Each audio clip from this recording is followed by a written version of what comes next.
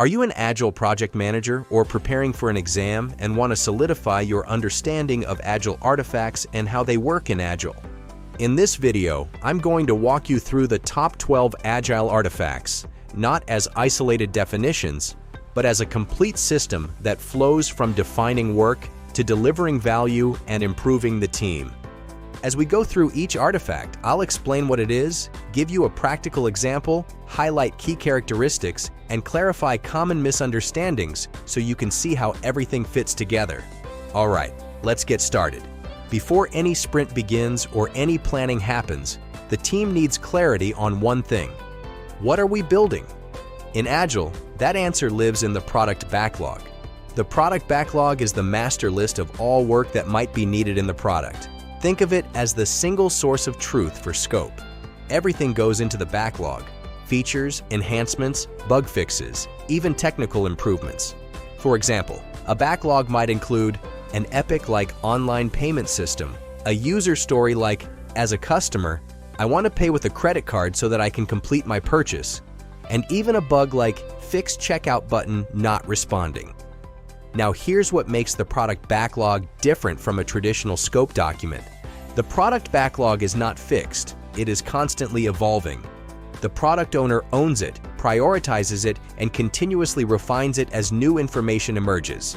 So if a stakeholder comes in and says we need a new feature, you don't initiate a formal change request. You add it to the product backlog, and then you prioritize it. In Agile, scope is fluid but structured. It is controlled through prioritization, not restriction. Now, within the product backlog, we often start with epics. An epic is a large body of work that cannot be completed in a single sprint. Think of it as a high-level capability. For example, user account management, online payment system. These are too big to execute directly, and that's intentional. At this stage, we don't try to fully define everything. Instead, we allow understanding to evolve. Over time, that epic gets broken down into smaller pieces. Here's where many people get confused. They treat epics like deliverables, but epics are not something you complete. They are something you decompose. In Agile, we delay that level of detail.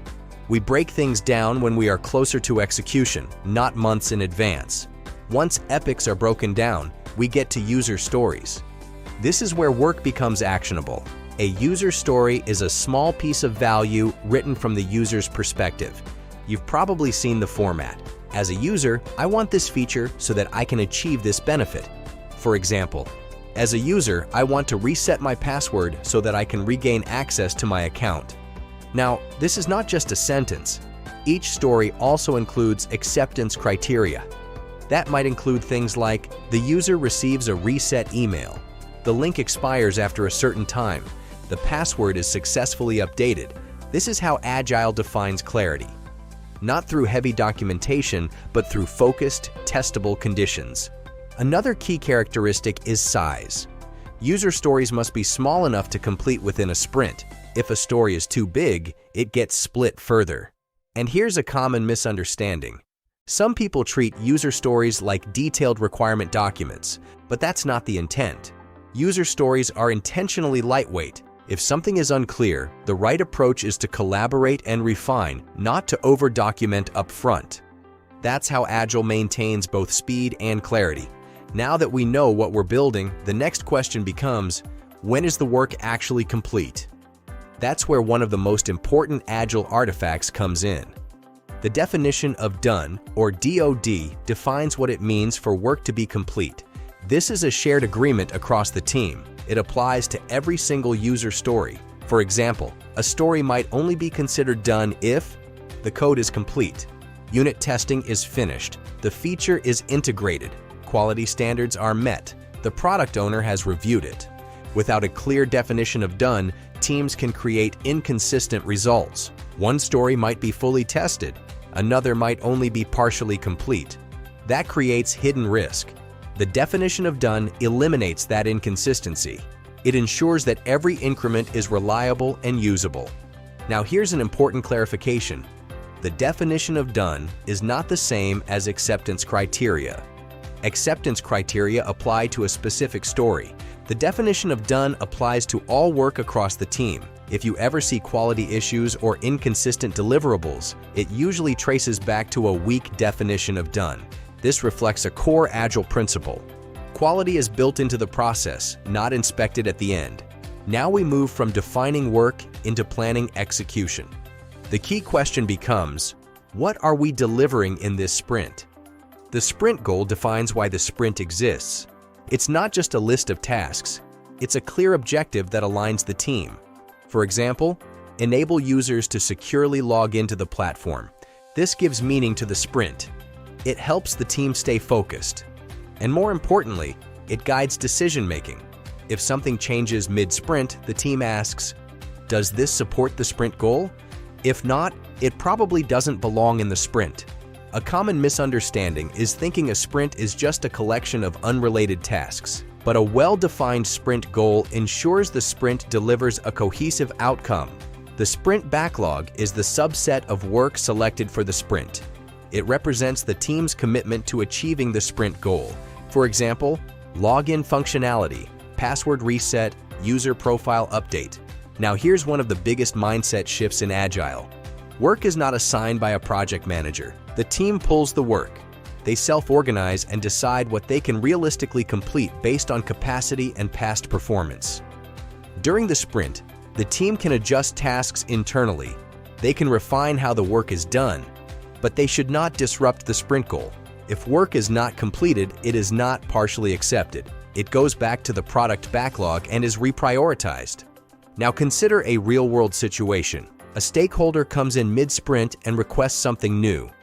The correct response is not to insert it immediately. It goes into the product backlog. Only very minor changes that do not impact the sprint goal should be considered during the sprint. This protects focus and delivery stability. At a deeper level, this reflects a core Agile principle. Time is fixed. Cost is stable.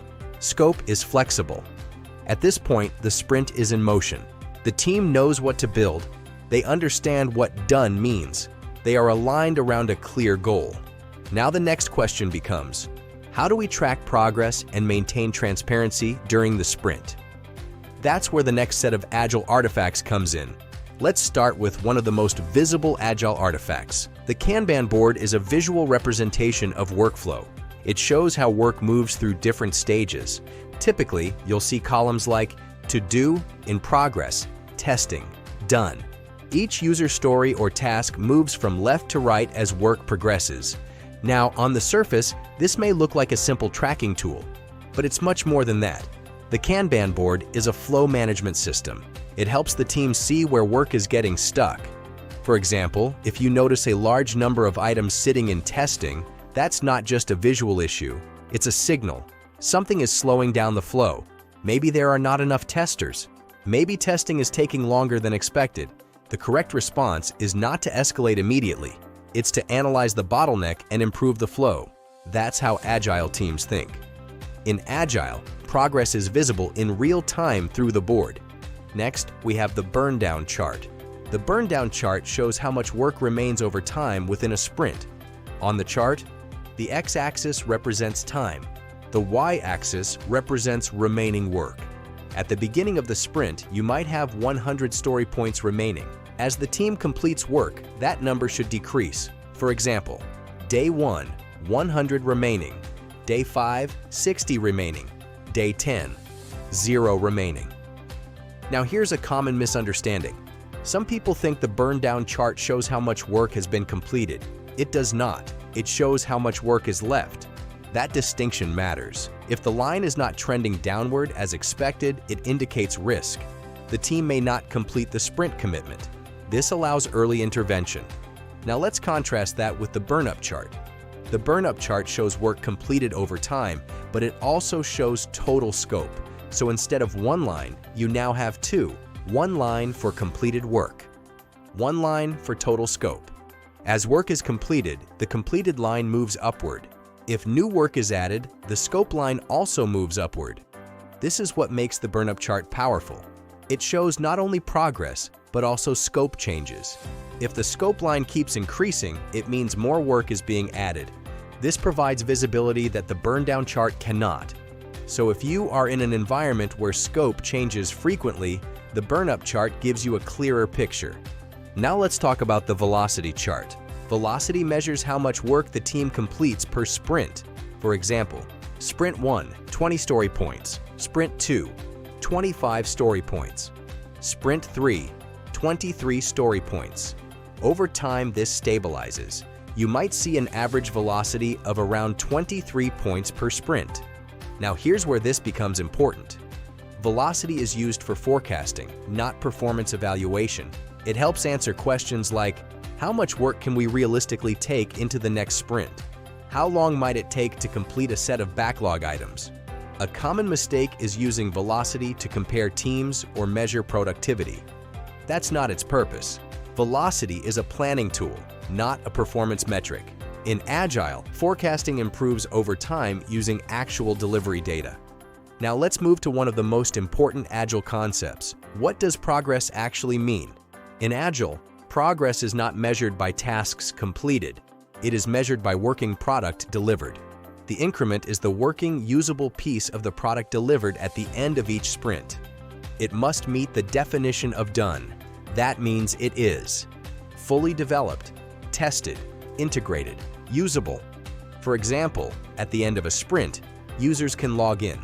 Password reset works. The feature is tested and functional. Now here's a critical distinction.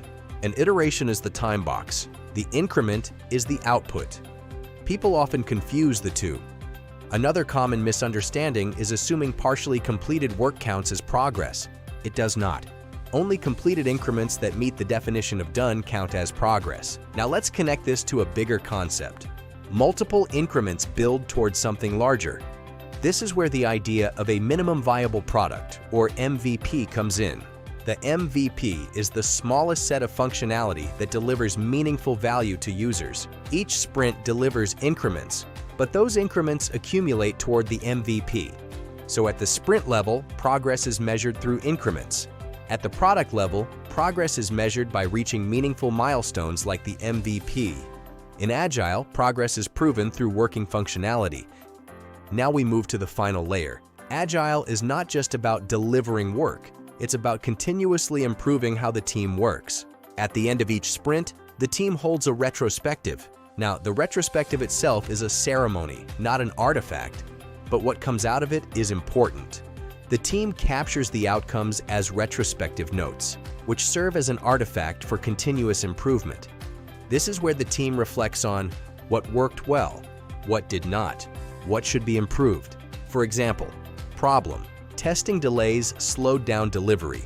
Action: introduce automated regression testing next sprint.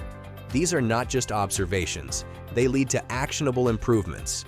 In Agile, improvement happens every sprint. It is continuous.